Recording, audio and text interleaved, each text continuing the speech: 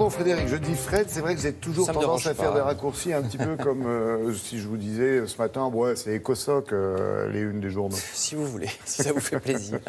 C'est effectivement les manifestations d'hier contre la loi travail que vous retrouverez dans la presse. La une de l'Humanité, celle du Figaro Économie sont toutes les deux sur ces manifestations. Vous voyez ici à gauche l'Humanité, à droite le Figaro, manifestation pour les conditions de travail qui télescope une autre actualité à l'autre extrémité de l'échelle sociale, le décès de la femme la plus riche du monde. Ici en couverture du Figaro ou des Échos. Le Parisien vous signale aussi que Liliane Bettencourt est l'objet d'une émission spéciale ce soir sur France 3, à ne pas manquer, à 20h55. C'est dans le Parisien aujourd'hui en France. Voilà donc pour ce qui se passe en France, mais en ce vendredi, les journaux se tournent surtout vers le Rhin. Les élections en Allemagne sont la grande actualité du jour avec l'indéboulonnable Angela Merkel. Vous voyez, c'est le titre qu'on vient de voir dans Libération. Le voici. Indétrônable Merkel, écrit 20 minutes, avec une photo prise devant un lampadaire. On dirait qu'elle a une couronne, mais c'est un lustre. Non, mais c'est fait exprès pour dire qu'elle est l'impératrice. L'Allemagne, principale puissance de l'Europe, et qu'on désigne comme modèle, le modèle allemand. Alors c'est vrai qu'il y a moins de 5% de chômage, les comptes publics sont en excédent là-bas, là où nous autres Français sommes en déficit depuis des années. Et pourtant, est-ce que l'Allemagne est bien ce modèle qu'on nous vante sans arrêt? Eh bien, l'AFP, l'agence France Presse, jette un pavé dans la mare, car voici les chiffres qu'on ne veut pas voir à propos du soi-disant modèle allemand. Sachez que le taux de pauvreté dans ce pays, pourtant le plus riche d'Europe, le taux de pauvreté des Allemands, a augmenté de 54% depuis que Mme Merkel est à la chancellerie. Plus 54%. Le nombre de travailleurs pauvres...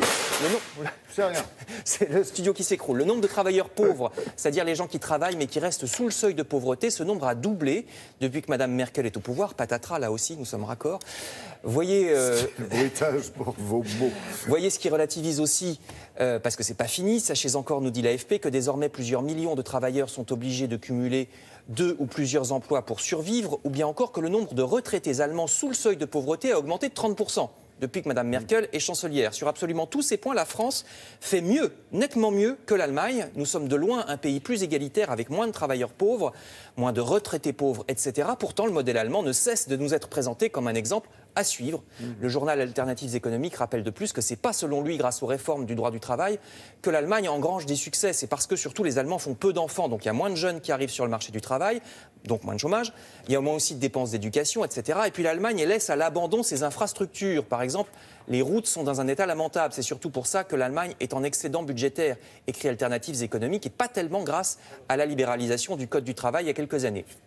Et puis n'oublions pas, souligne Libération, n'oublions pas que la politique de Mme Merkel n'est pas sans risque. Vous voyez, l'extrême droite a fait sa réapparition en Allemagne. Vous voyez ici une photo d'une manifestation de l'AfD, le tout nouveau parti d'extrême droite. Et la politique Merkel se caractérise aussi par son égoïsme vis-à-vis de ses voisins. Je cite, au moment de la crise de 2008 par exemple, Mme Merkel a refusé des mesures de sauvetage des banques des autres pays européens. Mais quand soudain, une banque allemande a fait faillite, alors elle a réclamé pour elle un plan de sauvetage qu'elle refusait quelques jours avant. Il y a plein d'exemples dans cet article d'une attitude très particulière de la chancelière, méprisant les problèmes des autres pays européens, puis réagissant trop tard quand ils finissent par concerner son pays. Et pourtant, malgré tout ça, Martin Schulz, son concurrent de gauche, reste distancé dans les sondages. Il joue même sa survie, nous dit le Figaro, à la tête d'un parti social-démocrate qui, malgré tout ça, semble incapable de séduire les électeurs. Ça aussi, ça doit nous intéresser en France. Une droite qui ne nous satisfait pas, mais une gauche qui n'arrive pas à engranger des succès non plus.